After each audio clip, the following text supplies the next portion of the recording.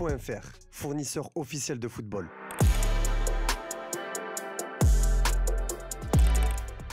Bonjour à tous et bienvenue dans le dernier JT Foot Mercato de cette semaine. Après cette nouvelle semaine européenne, place au bilan et il est contrasté. Si le PSG et l'OL continuent de porter à bout de bras la France à l'indice UEFA, ce n'est pas le cas des autres clubs qui ont déçu sur la scène continentale pour diverses raisons. Résultat, après 3 journées, la France fait juste son entrée dans le top 10 et se traîne derrière la Pologne, Chypre et le Danemark. Un classement qui fait tâche, surtout quand on compte dans ses rangs le vainqueur de la Ligue des Champions et de la Supercoupe d'Europe.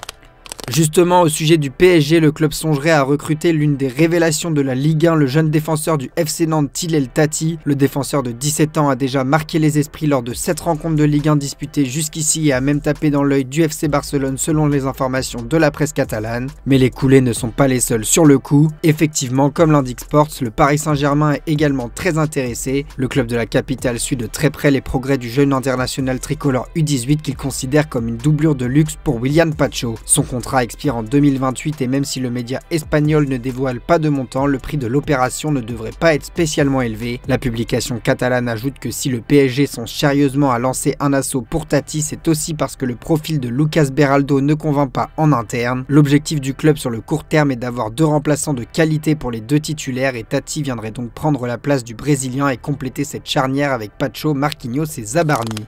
Côté rival marseillais, on vous évoquait hier les propos de Daniel Riolo qui jugeait Roberto De Zerbi en partie responsable à cause de ses choix lors de la défaite olympienne au Sporting. Cet après-midi, le coach marseillais a fait son mea culpa avant le déplacement à Lens. Contre le PSG, on était tous heureux, j'avais dit que je n'étais pas content de la seconde période. Ce n'est pas le problème du match de Lisbonne, on est encore trop attaché au résultat partiel du match. C'est la marge de progression, il faut faire des analyses honnêtes. Je ne suis pas infaillible, je fais des erreurs. Quand je le fais, je lève la main et je dis c'est de ma faute. Là, il n'y a pas eu énormément de danger mais on était trop bas, c'est peut-être de ma faute.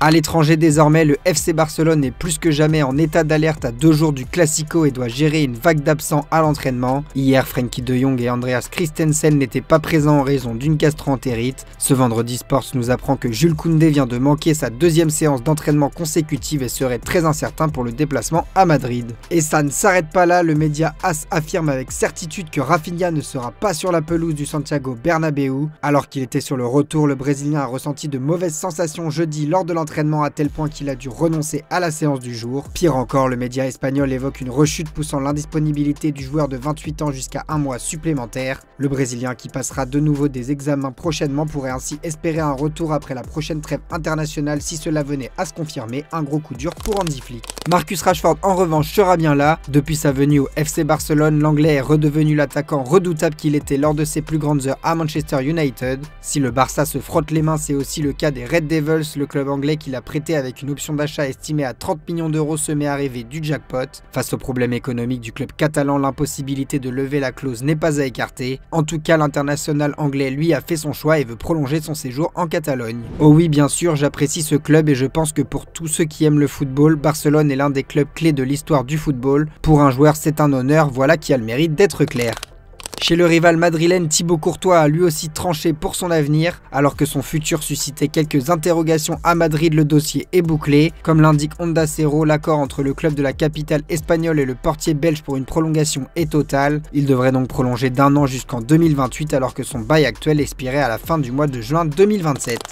Toujours à Madrid, les merengues sont furieux contre Lamine Yamal au sujet des propos prononcés par le numéro 10 catalan et évoqués dans la revue de presse accusant les madrilènes de voler les matchs et tout le temps se plaindre. Si aucun des 2 clubs n'a réagi pour le moment, du côté des journalistes madrilènes, on est foudrage contre l'Espagnol et certains espèrent même que le Barça le sanctionnera. À l'image de Roberto Gomez sur Radio Marca, ce qu'a dit Lamine est très grave et cela va avoir des conséquences très graves d'abord pour lui puis pour ses coéquipiers. À l'approche d'un match aussi passionné que celui-ci, il faut être prudent. Ce qu'a dit Lamine justifie l'intervention de la commission anti-violence. Barcelone doit lui donner un avertissement en public ou en privé mais on ne peut pas fermer les yeux. Ces déclarations sont très graves et attisent les tensions avant le Classico. De plus, elles ternissent un beau moment de football. Lamine est un joueur qui a même été applaudi au Bernabéu mais les supporters du Real Madrid ne l'oublieront pas. Voler est un mot horrible et on ne peut pas dire cela. Enfin, le présentateur Raúl Varela estime quant à lui que Lamine Yamal se trompe. Alors qu'il pourrait choisir d'être Messi, Lamine semble vouloir être Piqué et je pense qu'il va se tromper. Lamine s'est laissé emporter par l'ambiance l'ambiance et par ce jargon d'internet, mais cela a des conséquences. Il ne s'agit pas d'interdire mais de comprendre le poids de ces mots.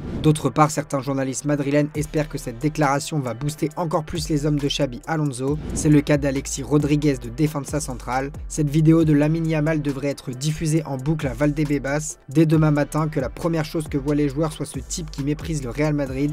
Il est temps de le remettre à sa place. Et de Ramon Alvarez Demon de Radio Marca. Lamine Yamal est très confiant, j'espère qu'on lui rappellera bientôt ses paroles. Le Classico de dimanche s'annonce donc très chaud, d'autant que le quotidien catalan Pro Barça Mundo Deportivo assure que le capitaine du Real Madrid Dani Carvajal s'entretiendra avec Lamine Yamal à la fin du match pour lui dire ses 4 vérités. Légende du Barça, Lionel Messi, lui, a déjà dompté le Santiago Bernabéu à plusieurs reprises et nous avait notamment gratifié d'une célébration légendaire. Désormais du côté de l'Inter Miami, il a prolongé hier son contrat jusqu'à fin 2028 comme évoqué ce matin dans la revue de presse. Aujourd'hui, on en apprend plus et notamment au sujet de son salaire. Avec cette prolongation, Messi touchera un salaire d'11 millions d'euros par an, mais ce chiffre pourrait atteindre plus de 17 millions en raison de divers bonus et objectifs sportifs remplis. Deuxième joueur avec le plus de revenus comme évoqué par Forbes il y a quelques jours à 38 ans, la Pulga devrait continuer de figurer dans le top du classement pendant encore quelques temps. Outre-Manche à présent, très peu de joueurs peuvent se targuer d'avoir joué en Première Ligue à 15 ans, mais c'est bien le cas de la pépite d'Arsenal Max Doman qu'on a pu voir à l'œuvre à 2 reprises cette saison avec les Gunners. Impressionnant de facilité et prometteur, sa situation contractuelle mettait toutefois Arsenal dans l'embarras puisqu'en évoluant sans contrat pro, il pouvait quitter le club à tout moment. Mais comme l'indique The Athletic, il a signé un contrat aspirant avec l'écurie londonienne qui deviendra un contrat pro lorsqu'il fêtera ses 17 ans le 31 décembre 2026. Le jeune milieu de terrain va donc continuer l'aventure sous les ordres de Mikel Arteta alors que des gros clubs européens rôdaient déjà. Au rayon des officiels à présent, Rafael Benitez est le nouvel entraîneur du Panathinaikos après un nouveau revers du club grec en Ligue Europa face à Feyenoord. Une défaite fatale à l'ancien coach Christos Kontis, démis de ses fonctions ce vendredi et remplacé par l'entraîneur espagnol comme annoncé dans un communiqué. C'était annoncé depuis un moment et c'est désormais officiel, Hakim Ziyech va découvrir le championnat national de son pays, le Maroc, puisqu'il vient de s'engager avec le Wydad Casablanca. À 32 ans, il a signé jusqu'en 2027. Le mercato n'est pourtant pas encore ouvert, mais après l'OL qui a enregistré l'arrivée de Hans Hattebauer, un autre club de Ligue 1 a décidé de se renforcer ces dernières heures. En effet, le RC Lens a annoncé l'arrivée d'Erawan Garnier, le latéral gauche international U23 thaïlandais arrive en provenance de l'Olympique Lyonnais et signe son premier contrat professionnel en Artois. Passeur décisif pour Dembélé cette semaine et buteur face à Strasbourg, Bradley Barcola a pu se rendre compte que sa cote de popularité en région parisienne est toujours intacte. Invité sur le terrain de l'Adidas Arena à l'occasion de l'événement Impulse Star organisé par la marque aux 3 bandes, le numéro 29 parisien a pu observer la foule scander son nom avant de prendre la parole. C'est notre image du jour, merci de nous avoir suivis et on se dit à demain pour la traditionnelle revue de presse sur Foot Mercato.